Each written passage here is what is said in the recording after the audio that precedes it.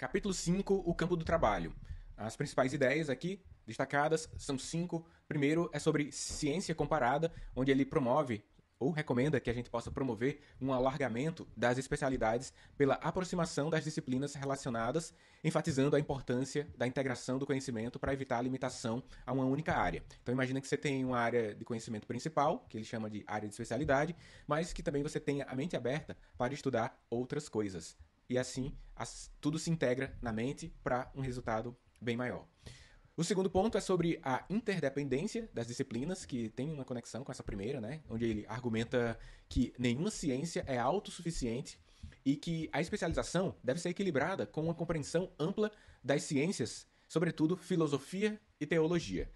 Terceiro elemento é sobre a filosofia propriamente e a teologia como fundamento para tudo. Ele sugere que devemos ter uma base sólida nestas áreas e isso vai nos proporcionar uma harmonia e uma direção na busca intelectual, e isso serve como um quadro para integrar diversas áreas de estudos. Enfatiza que nenhuma ciência se resolve por si. O quarto elemento é sobre a especialização com equilíbrio. Ele nos aconselha que, sabendo que a especialização é necessária para o aprofundamento, a gente deve fazer escolhas conscientes para focar em uma área específica, evitando dispersão. Senão a gente vai aprofundar numa área, depois aprofunda muito noutra, e a gente não consegue fazer grandes reflexões em várias áreas ao mesmo tempo, por uma limitação humana de tempo e mental, e com isso não vamos deixar contribuições significativas. E o quinto ponto aqui desse capítulo é sobre sacrifícios necessários. Ele reconhece a necessidade de sacrifícios ao escolher se especializar, enfatizando a importância de aceitar essas limitações ditas no ponto anterior e, com isso, fazer escolhas que se alinhem às nossas vocações, mais do que aptidões, né? Então, todos, partindo desse axioma, partindo desse pressuposto de que todo mundo tem uma vocação, uma voz interior inclina você para algo e que nós não devemos declinar desse talento que temos, dessa vocação, e aí isso é que vai direcionar a nossa escolha pela área de especialização, e aí entra o sacrifício necessário para nos aprofundar e dedicar o nosso tempo, que é limitado, a nossa vida para essa área de conhecimento de uma forma muito extensa durante todo o momento da nossa vida e trabalho intelectual, né? Então, esse capítulo 5 aborda essa estruturação do trabalho intelectual e introduz que a ciência comparada é relevante para amplificar o nosso entendimento do mundo, mas devemos ter uma área de especialização. Nessa ciência comparada, outras áreas de conhecimentos que não devemos propriamente nos aprofundar, deve ter alguma correlação com a nossa disciplina central de especialização. Mas a filosofia e a teologia é a base de tudo. E ele deixa claro que essa especialização que a gente escolhe é essencial, que é a nossa principal área de estudo e de trabalho no nosso cotidiano, e a gente deve se dedicar a maior parte do tempo. Para isso, ele ainda sugere inserir de uma forma equilibrada uma compreensão ampliada do que chama de ciências base, que é a ciência comparada ali, que ele usa também em outros momentos do capítulo.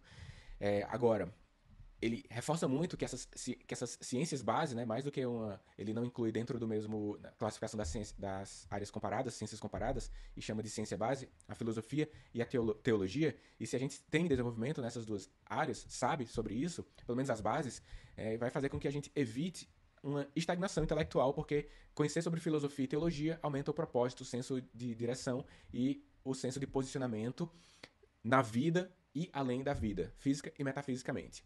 E assim, sabendo de filosofia e teologia, estudando sobre isso, a gente tem a chance de promover a nossa visão aproximada da verdade, do bem e do conhecimento que isso proporciona.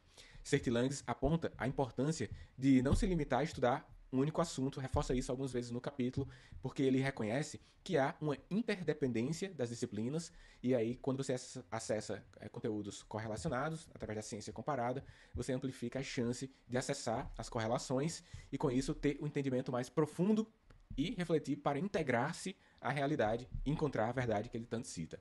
Ele, para finalizar, nos aconselha que a gente possa construir esse conhecimento de uma forma horizontal, não profundo, nas ciências comparadas. Ressalta muito para não se aprofundar em todas as áreas, sobre as diversas áreas de estudo, porque se a gente tentar fazer isso, a gente vai criar uma desarmonia de direção nessa busca intelectual. Então, a especialização é tratada por ele como necessária para o aprofundamento e requer, mais uma vez aqui, sacrifícios e escolhas conscientes para evitar a dispersão e conduzir o nosso foco na contribuição significativa em uma área específica do conhecimento humano, e assim a gente consegue, durante a nossa vida, deixar uma camada a mais de conhecimento em relação aos nossos pares de gerações anteriores. E se a gente não conseguir isso, deixar uma camada a mais, pelo menos a gente tem que ter essa intenção direcionada a isso. O que é que eu vou aumentar aqui de conhecimento em relação aos que os meus antecessores deixaram? Esses são os elementos desse capítulo.